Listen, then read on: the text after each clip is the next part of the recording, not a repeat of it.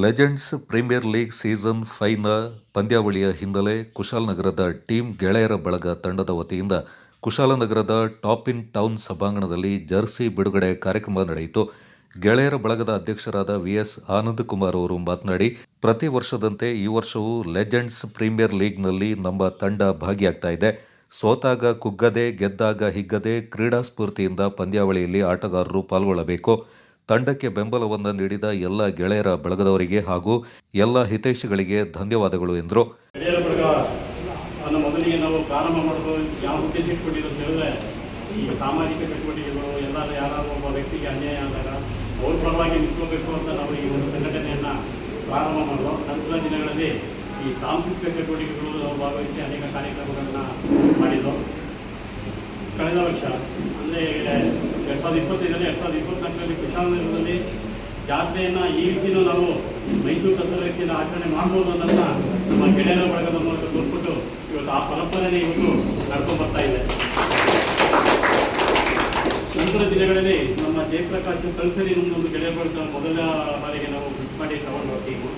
ಆಗ ನಮ್ಮ ಗೆಳೆಯರ ಬಳಗದ ಸದಸ್ಯರೇ ತುಂಬ ಅತ್ಯುತ್ತಮ ಆಟಗಾರರಿದ್ದರು. ಅವರೇ ಒಂದು ತಂಡ ಎಲ್ಲ ಮಾಡಿಕೊಂಡು 5 ಆಟಗಾರರು ನಮ್ಮ ಗೆಳೆಯರ ಬಳಗದ ಆಟಗಾರರೇ ಇದ್ದರು. ಈ ಬಾರಿ ದುರದೃಷ್ಟವಲ್ಲ, ನಮ್ಮ ತಂಡದಲ್ಲಿ ಈ ಗೆಳೆಯರ ಬಳಗದ ಯಾವ ಸದಸ್ಯರು ಇಲ್ಲ.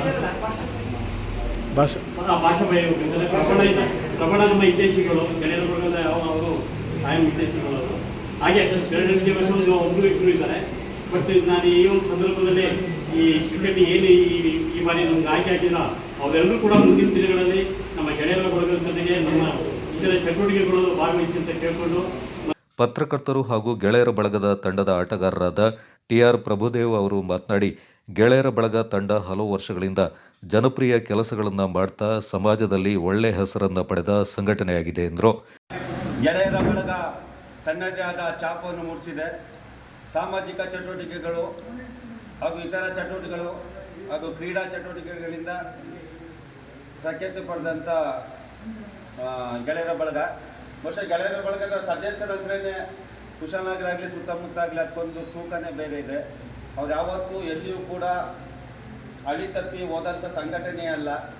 ಭಾಳಷ್ಟು ಸಂಘಟನೆಗಳನ್ನ ಜೀವನದಲ್ಲಿ ನಾವು ನೋಡಿದ್ದೀವಿ. ಎಲ್ಲೋ ಒಂದು ಕಡೆ ಹಳಿ ತಪ್ಪತಾ ಇದ್ರೂ ಕೂಡ ನಮ್ಮ ಗೆಳೆಯರ ಬಳಗ ಸಂಘಟನೆ ಯಾವಾಗಲೂ ಹಳಿ ತಪ್ಪಲಿಲ್ಲ. ಒಂದು ಮನೆಯ ಕುಟುಂಬದ ಸದಸ್ಯರ ರೀತಿ ನಡ್ಕೊಂಡು ಬಂದಿತ್ತು. ಬಹುಶಃ ಇವತ್ತು ಲೆಜೆಂಡ್ ಕ್ರಿಕೆಟ್ ತಂಡವನ್ನು ಖರೀದಿ ಮಾಡುವಂಥ ಸಂದರ್ಭದಲ್ಲಿ ನಾಯಕರಾಗಿ ಪೆಮ್ಮಯ್ಯ ಹಾಗೂ ಉಪನಾಯಕರಾಗಿ ಸಂತೋಷ್ ತಂಡ ಮುನ್ನಡೆಸ್ತಿರುವಾಗ ಈ ತಂಡವನ್ನು ನೋಡಿದಾಗಲೇ ನಗರದೊಳಗೆ ಒಂದು ಮಾತುಕತೆ ಬಂತು, ಗೆಲ್ಲುವ ತಂಡ ಅಂತ. ಟೀಮ್ ಗೆಳೆಯದ ಬಳಗದ ತಂಡದ ನಾಯಕರಾದ ಪೆಮ್ಮಯ್ಯ ಅವರು ತಂಡದ ಆಟಗಾರರಿಗೆ ಜರ್ಸಿಯನ್ನು ವಿತರಿಸಿದರು. ಈ ಸಂದರ್ಭ ಗೆಳೆಯರ ಬಳಗದ ಹಿರಿಯರಾದ ವಸಂತಕುಮಾರ್, ವಿಮಲ್ ಕೆ ಜೈನ್, ದಾಗೇಶ್, ಭಾಷಾ, ಜಯಪ್ರಕಾಶ್ ಮತ್ತಿತರರು ಪಾಲ್ಗೊಂಡಿದ್ದರು.